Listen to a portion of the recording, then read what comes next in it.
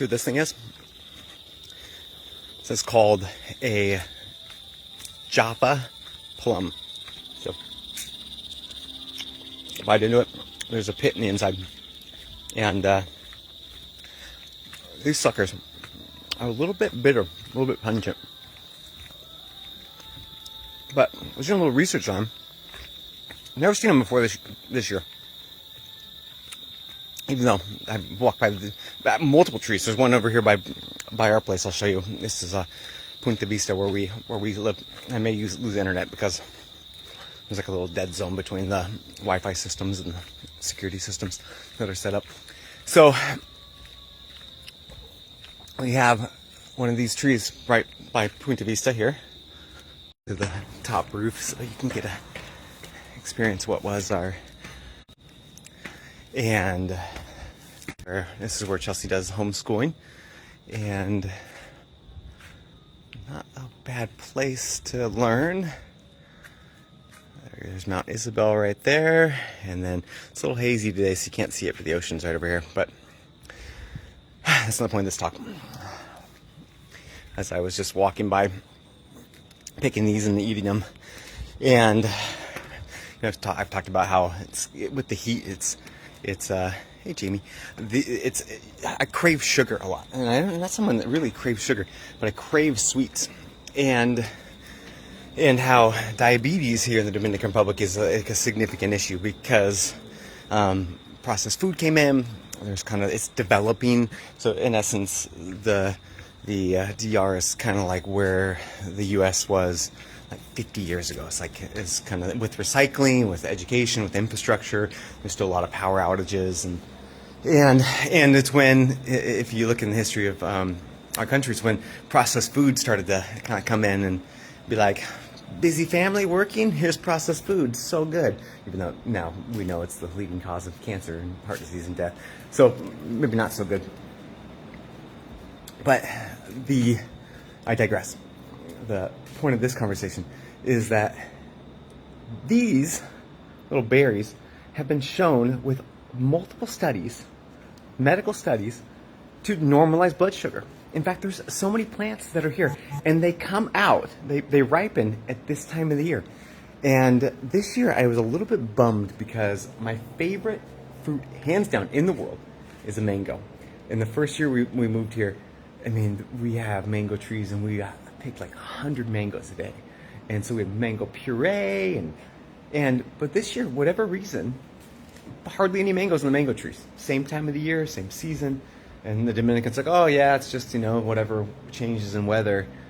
However, our avocado trees massively produce. So it's same 20, 30 avocados a day. So we have avocados with breakfast, avocados with lunch, avocados with dinner. And here's the thing, this little hack I can share with you, because I didn't anticipate this, is that you can add avocados to smoothies. And what they do is, it's such a crazy thing. I added 3 avocados to a pitcher of smoothie. You don't taste the avocado at all. It actually blends all the flavors together, softens them. Papaya is kind of one of those things that has a very strong flavor, and the kids don't typically prefer it, but it's really good for us, so we put it in there anyway, so suck it up, kids. However, the avocado mellowed it way out. And so I can't help but wonder, and I wrote about this in my first book, Bog to Fire, is that basically the earth around us produces what we need in order to adapt to the environment at the time. So that first year when we were here, whatever weather pattern there was, mangoes what was needed.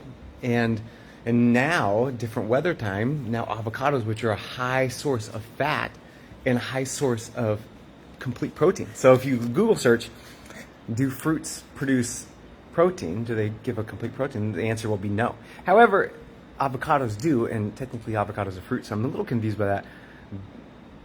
But it makes you wonder, how much are we poisoning ourselves, in a developed modern world, when we take food out of season, store it, pick it green, and then eat it later? Are we actually just robbing our body's potential of optimizing the environment? I don't know. But I do know it's really hot. These little suckers help with the whole heat exhaustion, and blurry vision thing that happens with working in it, and they're not bad. And so, and I don't know, there's a whole list of health benefits. So, but it's not a berry conversation. It's more of a God's perfect timing is perfect. And I can't help but wonder, like, how many things in life that we may say, oh gosh, didn't get a lot of mangoes this year, and feel negative about, when it's like, that's not what we needed. We didn't need mangoes. We need avocados. We don't need more sweets. We need the Java plums.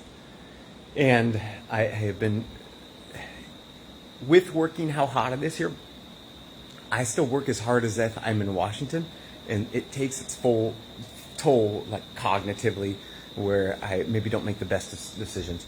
And so I've been trying to listen to the little voice when things start to go wrong. You ever had this? We work on a project, all of a sudden tools messing up. So my chainsaw's been one of those things where it's like chainsaw, chain pops off. Gosh darn it. Little oil cap thing pops off. All of a sudden all the bar oil's everywhere. I can't get it back in. But rather than being like, okay, this is frustrating. This is a delay. Like, this is perfect timing. This is timing for me now to move away from what I was doing into doing something different that can be done, something I can be productive on. Which, let me tell you, has been a difficult growing moment for me, because my methodology up to this point at 41 years old has been, whatever the challenge is, no matter if the chainsaw is not working, I'll use this chainsaw by hand to saw these things down and just push through. But what if